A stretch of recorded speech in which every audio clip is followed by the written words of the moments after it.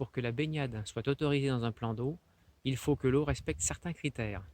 On fait donc des analyses et on mesure notamment le pH. Alors le pH, qu'est-ce que c'est? C'est la mesure du caractère acide ou basique d'une solution aqueuse, c'est-à-dire une solution contenant de l'eau. Le pH est un nombre sans unité, compris entre 0 et 14. Il dépend de la concentration des ions hydrogène H+, et des ions hydroxyde OH-. La concentration traduit le nombre d'ions présents dans 1 litre de solution. 3 possibilités. Soit le pH est égal à 7, on dit que la solution est neutre, et la concentration en ions hydrogène est égale à la concentration en ions hydroxyde, cette concentration étant très très faible. Deuxième possibilité, le pH est inférieur à 7, compris donc entre 0 et 7. On dit que la solution est acide et les ions hydrogène sont majoritaires. Plus le pH est petit, plus il y a d'ions H+, plus la solution est acide et plus la solution est dangereuse. Troisième et dernière possibilité, le pH est supérieur à 7, compris donc entre 7 et 14. Dans ce cas-là, la solution est dite basique.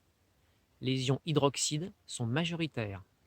Plus le pH est élevé, plus la solution est basique, plus il y a d'ions hydroxydes et plus la solution est dangereuse.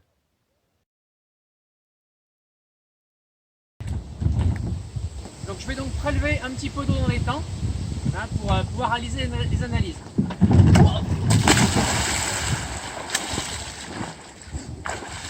C'est bon, j'en ai.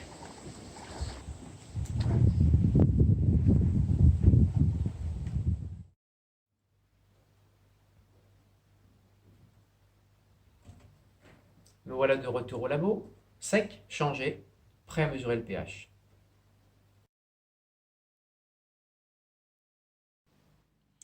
Donc nous allons utiliser donc le papier pH. Le papier pH est un papier en fait qui change de couleur suivant le pH. Et donc vous avez toutes les nuances ici qui correspondent, donc à chaque couleur correspond un chiffre.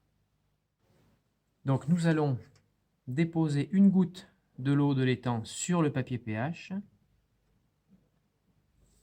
et regarder la teinte et la comparer avec le nuancier. Et là on s'aperçoit que la teinte correspond au pH égal à 7.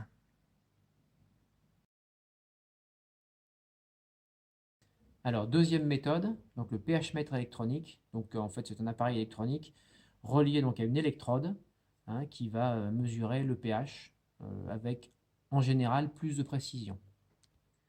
Il suffit donc de plonger l'électrode dans la solution. Une petite agitation est préférable. Et là, on s'aperçoit donc de la valeur du pH qui s'affiche. On est à 8,0. Donc une valeur semblable avec le papier pH, tout à l'heure on était à peu près à 7. Donc vous voyez que les deux méthodes donnent sensiblement la même valeur. Alors avec un pH de 7, entre 7 et 8 dans l'étang, finalement c'est un pH qui est correct. Donc moi ce que je vais faire, c'est que je vais vous laisser travailler et que moi je vais retourner me baigner. Allez, salut, ouais!